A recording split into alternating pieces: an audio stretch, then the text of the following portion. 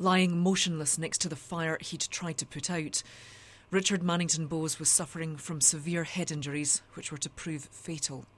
He'd dared to challenge the youths rioting in his community and was beaten up for his trouble.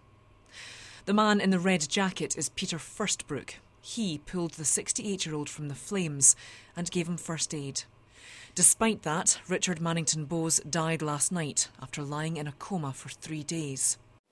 Hearing about the death of the man he'd tried to save, Peter came to see the tributes left for him at the scene.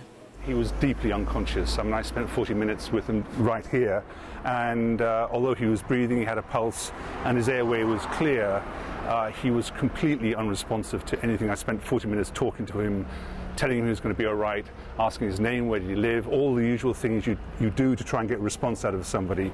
And I have to say there was not even a twitch of recognition. I don't think he heard me.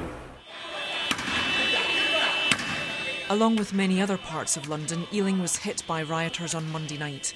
They smashed shop windows and set cars alight. But detectives believe this group of youths was responsible for the assault on Richard Mannington Bowes after he remonstrated with them for starting a fire. Watching from his flat window, Paul Sheridan ran outside to help Richard.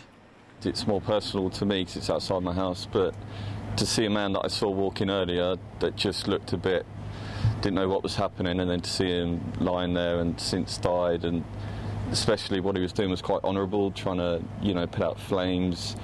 Does make me feel quite sad.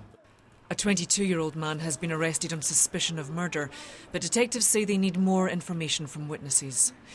Richard Mannington Bowes is the 5th person to die following the disorder in England this week, a man praised by his community for trying in vain to protect it.